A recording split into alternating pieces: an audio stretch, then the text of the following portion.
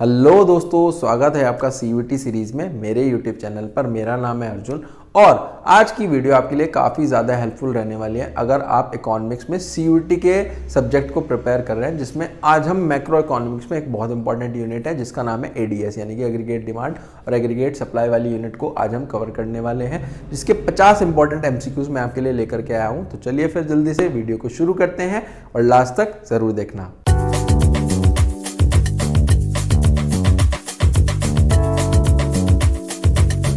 देखो, इस चैप्टर में बेसिकली काफ़ी सारे हमारे पास न्यूमेरिकल पोर्शन भी है और थ्योरेटिकल पोर्शन भी है। इन 50 एमसीक्यूज में मैंने सारे टॉपिक्स आपके अच्छे से कवर कर दिए। इससे बाहर आपके सीयूटी के एग्जाम में कुछ भी नहीं आने वाला है। तो चलिए जल्दी से सबसे पहले एमसीक्यू से शुरुआत करते हैं। लिखा है अदर थिंग्स रिमेनिंग इक्वल। जब हमारे पास सारी की सारी चीज़ें रिमेनिंग होती हैं इक्वल अदर थिंग्स, एक कंट्री जिसका एग्रीगेट डिमांड हमारे पास ग्रो कर रहा है faster the rate of the rest of the world, सारे के हमारे पास रेस्ट ऑफ द वर्ल्ड से हायर एग्रीगेट है डिमांड है। It's import grow faster than export, उसका जो हमारे पास इंपोर्ट है वो बेसिकली एक्सपोर्ट से ज़्यादा है। तो जो करेंसी है कंट्री की वो क्या करेगी, वो हमारे पास बेसिकली डेप्रिशिएट कर रही होगी। आगे चलते हैं। आइडेंटिफाई करनी है करेक्ट ऑप्शन यहाँ पर बता। अगर इस तरीके का कभी भी ऑप्शन आ जाए तो हमेशा याद रखना एमपीसी प्लस एमपीएस हमेशा 1 होता है और एपीसी प्लस एपीएस हमेशा दोनों प्लस करेंगे तो 1 हो जाता है। करेक्ट आपको यहाँ पर बताना है इनमें से, बताओ जी।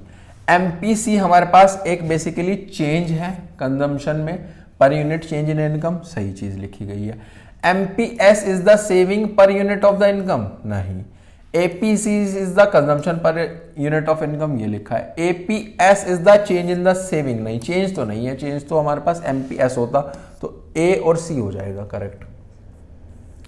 According to the Keynesian economics the value of APC can never be zero, जो हमारे पास एपीसी है वो हमेशा कभी भी जीरो नहीं होगा। ठीक है जी।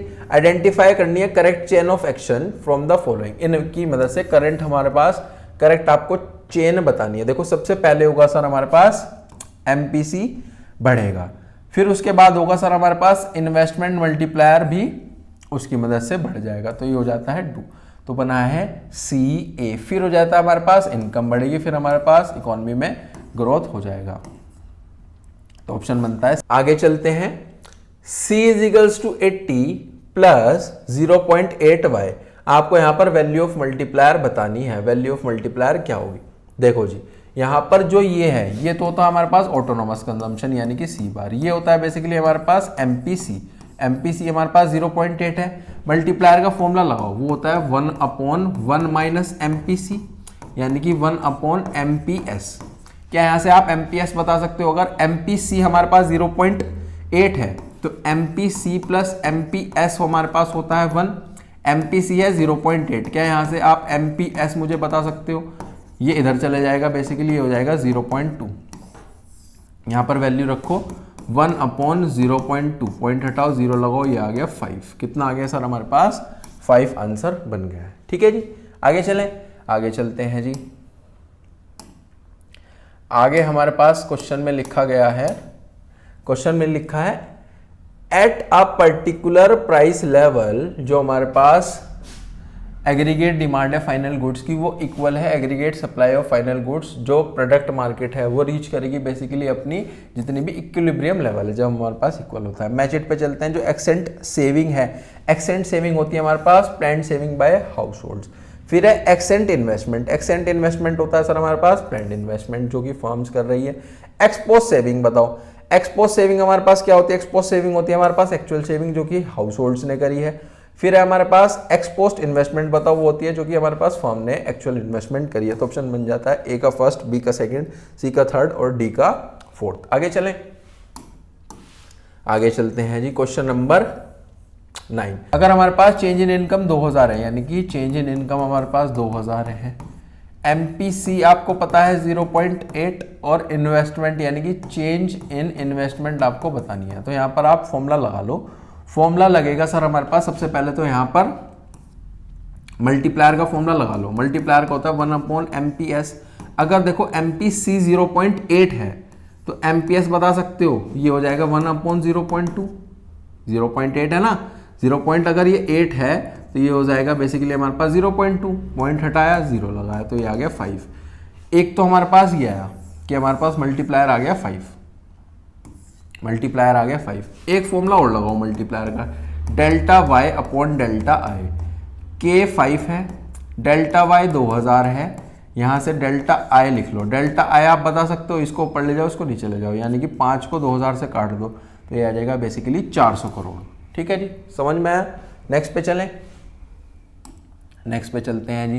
Which of the following curve is graphically depicted by 45 degree line, जिसमें कि बेसिकली पास हो रही है थ्रू द ओरिजिन। जो हमारे पास 45 डिग्री लाइन होती है वो इस तरीके से होती है, हमारे पास एग्रीगेट सप्लाई कर्व में हो जाता है। अगर हमारे पास MPC 0.75 है, आप वैल्यू ऑफ मल्टीप्लायर बता सकते हो, यहाँ पर कर लेते हैं इसको। देखो मल्टीप्लायर का फॉर्मूला होता है 1/MPS।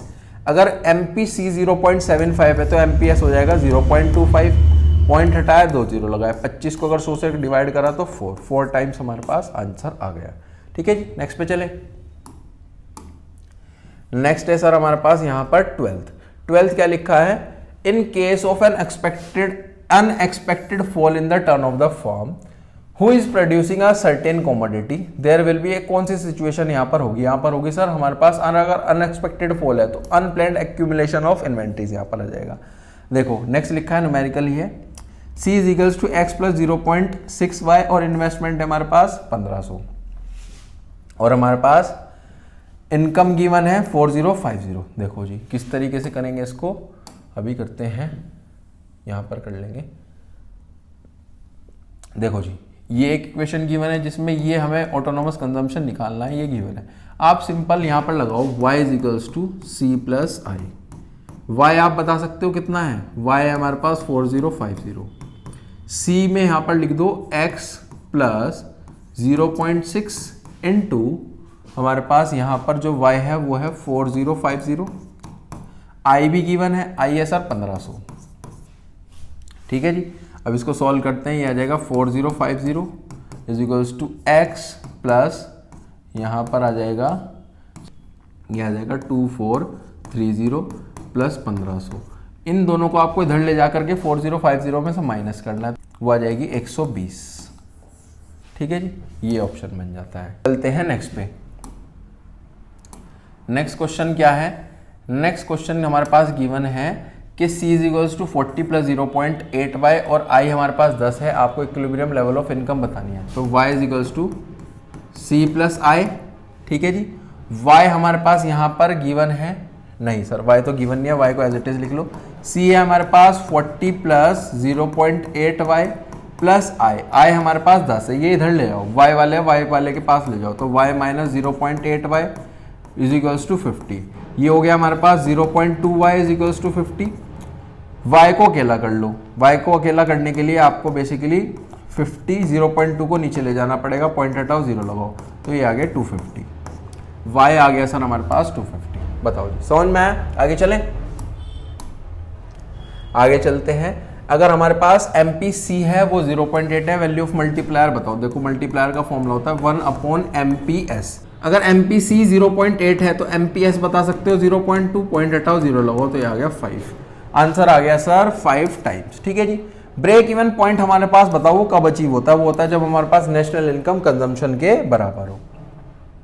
आगे चलते हैं, आगे लिखा हुआ है हमारे पास टिक द रॉन्ग ऑप्शन। आपको रॉन्ग ऑप्शन यहाँ पर बताना है। रॉन्ग ऑप्शन कौन सा हो सकता है, APC 1 से ज्यादा भी हो सकता है, इक्वल भी हो सकता है, कैन नेवर भी 0 हो सकता है, लेकिन APC राइज नहीं हो सकता। अगर इंक्रीज इन इनकम होगा, इंक्रीज इन इनकम होगा तो वो तो हमारे पास APC नहीं बनेगा, तो ये हमारे पास बेसिकली इनकरेक्ट है, ये रॉन्ग ऑप्शन है ना। आगे चलते हैं, कंट्री के जो कंजम्पशन एक्सपेंडिचर कंजम्पशन फंक्शन है वो है C is equals to 500 plus 0.7y।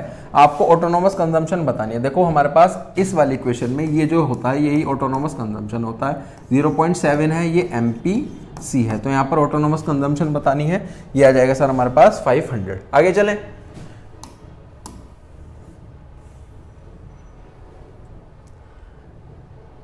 आगे लिखा है when AD is equals to C bar plus I plus CY change in autonomous consumption will lead to. इसमें से बतानी है कि चेंज इन जो ऑटोनोमस कंजम्पशन है उससे क्या होगा। देखो सर हमारे पास जो change in equilibrium level of income है वो भी होगा, एग्रीगेट डिमांड में भी चेंज हो जाएगा, इन्वेस्टमेंट से इसका कोई लेना देना नहीं है।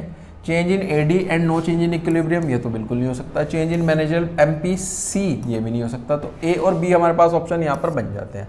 ठीक है जी, आगे चलते हैं। आगे लिखा गया है हमारे पास रिलेशनशिप बताओ एपीसी और एपीएस की, अगर नेशनल इनकम हमारे पास रिप्रेजेंट करी जा रही है ऐसे। कैसे होगा सर? हमारे पास जो एपीसी और एपीएस है वो दोनों फॉल होंगे अगर हमारे पास इंक्रीज हो रहा है? नहीं। एपीसी और एपीएस हमारे पास बढ़ेंगे? नहीं। एपीएस कम होगा, एपीसी राइज होगा? ये तो नहीं हो सकता। ये हमारे पास हो जाएगा कि एपीसी हमारे पास कम होगा, जो एपीसी है वो हमारे पास कम होगा, जो एपीएस है वो हमारे पास बढ़ जाएगा अगर हमारे पास इंक्रीज हो रही है नेशनल इनकम में। आपको यहाँ पर कंजम्पशन गिवन है इकोनॉमी का, C = 40 + 0.80y। एमपीएस बताओ। देखो ये जो 0.80 है ये एमपीसी है, और एमपीसी अगर 0.80 है तो यहाँ से एमपीएस बता सकते हो 0.20, क्योंकि इनका सम करोगे तो 1 के इक्वल होना चाहिए। तो एमपीएस आ जाएगा हमारे पास 0.20। आगे चलते हैं। आगे हमारे पास गिवन है ऑटोनोमस कंजम्पशन 100 करोड़ है, एमपीएस गिवन है 0.30, नेशनल इनकम है 1500 करोड़। टोटल कंजम्पशन आपको यहाँ पर बतानी है। अच्छा जी, बता सकते हैं, बिल्कुल बता देंगे। देखो जी, यहाँ पर टोटल कंजम्पशन बतानी है तो उसका फॉर्मूला लगाओ, C बार प्लस MPCY। देखो C बार यहाँ पर ऑटोनोमस कंजम्पशन है 100, MPC यहाँ पर बता सकते हो, MPC है हमारे पास। MPS अगर 0.30 है तो यहाँ से आ जाएगा MPC आ जाएगा 0.70। तो यहाँ पर लिखो 0.70, और Y है, Y यानी कि नेशनल इनकम है 1500। पॉइंट हटाओ, 2 0 लगाओ, 2 0 से 2 0 को कट करो, तो ये आ गया हमारे पास 100 प्लस 1050 यानी कि 1150। ठीक है जी, ऑप्शन बनता है हमारे पास बी। ठीक है, आगे चले, आगे चलते हैं जी। आगे हमारे पास लिखा है रिलेशनशिप बताओ एपीसी और एपीएस के बीच में। देखो जी, जो एपीसी और एपीएस के बीच में जो रिलेशन होता है वो होता है कि दोनों हमारे पास 1 के इक्वल होते हैं। अरेंज करने हैं आपको यहाँ पर सीक्वेंस में, है ना। सीक्वेंस में हमारे पास अरेंज करने हैं, किस चीज़ से रिलेटेड है? Establishment of equilibrium in the economy. अगर आपके पास इक्विलिब्रियम है इकोनॉमी में, उसके अकॉर्डिंग करने हैं। देखो सबसे पहले हमारे पास होगा कि if accent demand for final goods जो फॉर्म और हाउस होल्ड्स की है वो ग्रेटर देन हमारे पास आउटपुट है, तो डी नंबर 1 पे है। फिर सर हमारे पास है कि इससे हमारे पास अनइंटेंडेड डिक्यूमुलेशन होगा इन्वेंट्री का, ये पॉइंट नंबर 2 आ जाता है। फिर है सर हमारे पास जो प्रोड्यूसर है वो रिस्पॉन्ड करेंगे इंक्रीज आउटपुट करने में, 3 आ जाता है।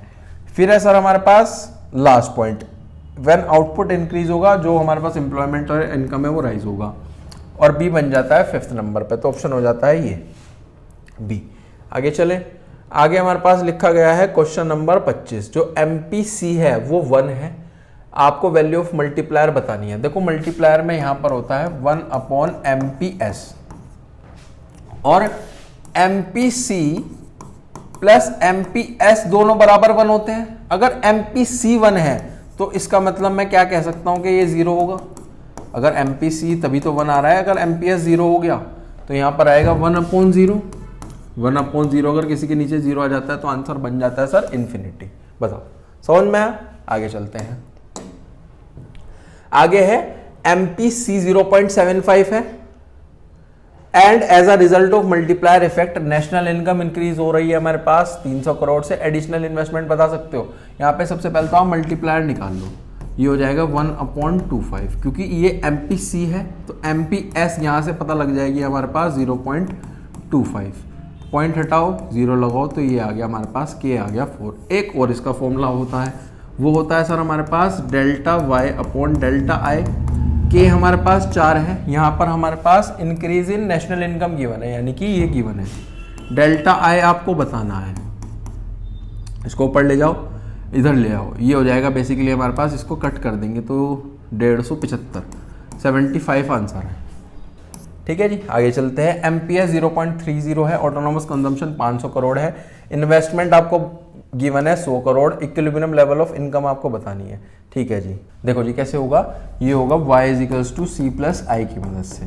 यहाँ पर y हमारे पास गिवन नहीं है, C हमारे पास गिवन है। C है सर हमारे पास ऑटोनोमस कंजम्पशन 50 प्लस MPC है 0.70, क्योंकि क्वेश्चन में हमारे पास MPS गिवन है, तो तो MPC सर हो जाएगा हमारे पास 0.70, y क्वेश्चन में गिवन नहीं है, I हमारे पास गिवन है 100, तो इसको धर ले जाओ y के पास, ये हो जाएगा 0.30y, इनको प्लस कर लो 150, y को इंडिविजुअल करो 150 डिवाइड बाय 0.30, पॉइंट हटाओ 20 लगाओ, जब हम इसको कट करेंगे ये आ जाएगा 3 5 यानी कि 500, आंसर आ रहा है 500। आगे चलें, आगे चलते हैं जी।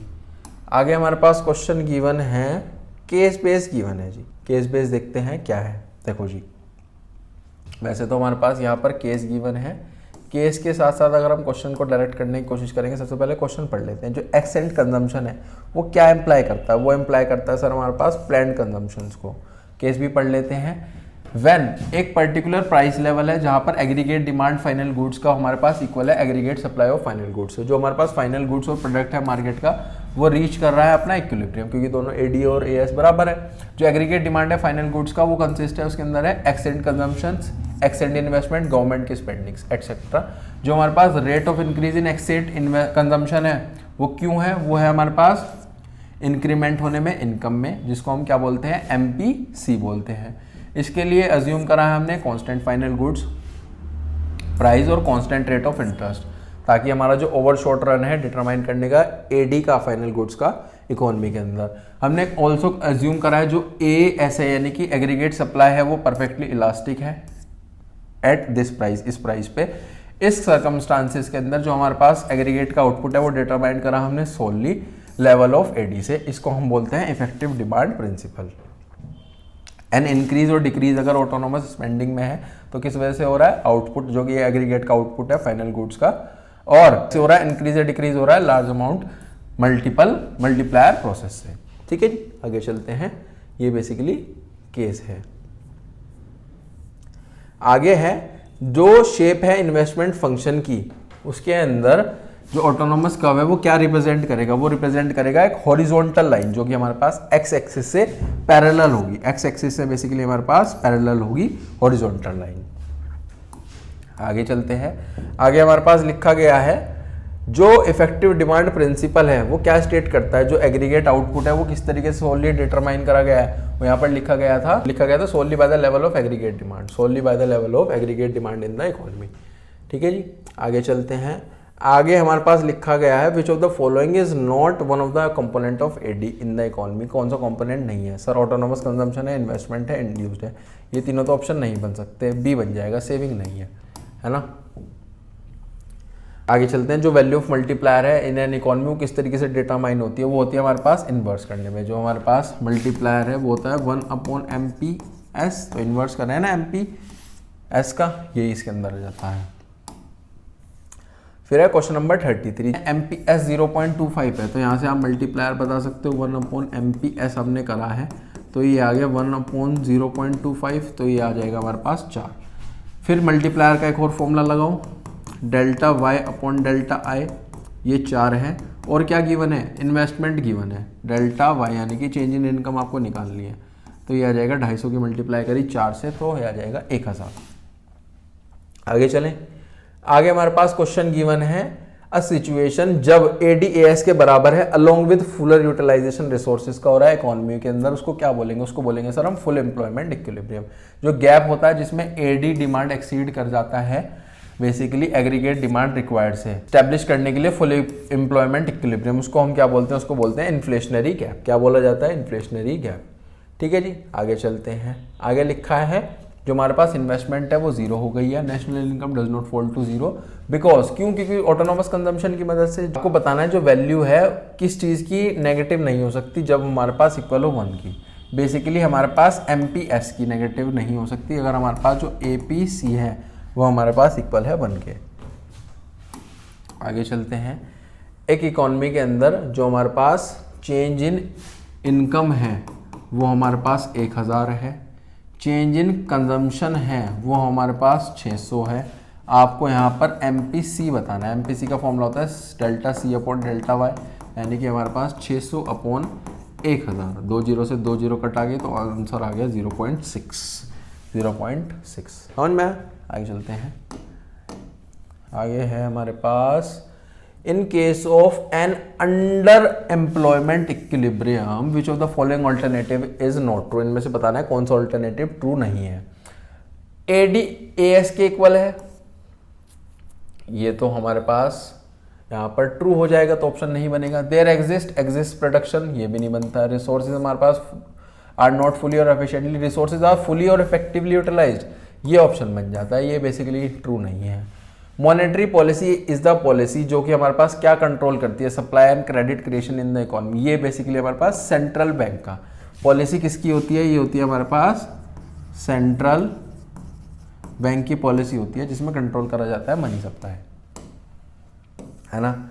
एक इकोनॉमी को if an economy is control recession, अगर एक इकोनॉमी रिसेशन को कंट्रोल कर रही है, लाइक मोस्ट ऑफ द जो उसके यूरोजोन्स नेशंस हैं, विच of the following can be appropriate, कौन से अप्रोप्रिएट होंगे, उसको अपना जो देखो रेपो रेट है, जो उसका रेपो रेट है इस केस में वो बेसिकली उन्हें कम करना पड़ेगा, और जो CRR है कैश रिजर्व रेशो है वो भी कम करना पड़ेगा। तो ऑप्शन हमारे पास यहाँ पर C बन जाता है, A और B दोनों आ जाएंगे।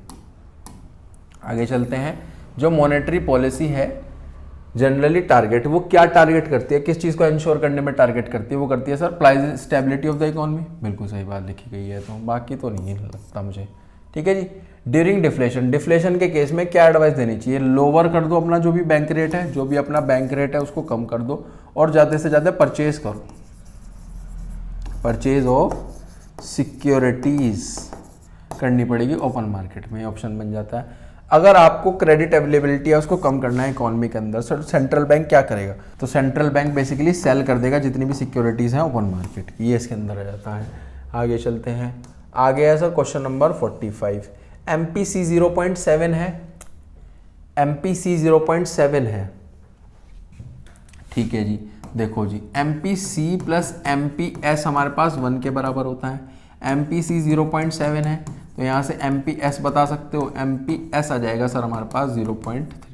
चलो जी ये समझ में आता है। जो हमारे पास इंक्रीज हो रहा है नेशनल इनकम में, नेशनल इनकम में डेल्टा वाई है, डेल्टा वाई है हमारे पास 1000, ठीक है जी। तो आपको बताना है एडिशनल सेविंग कितनी हो रही है। MPS का एक और फॉर्मूला लगाओ, delta S upon delta Y. MPS है 0.3, डेल्टा S बताना है आपको, चेंज इन सेविंग बताना है, और चेंज इन इनकम हमारे पास है 1000।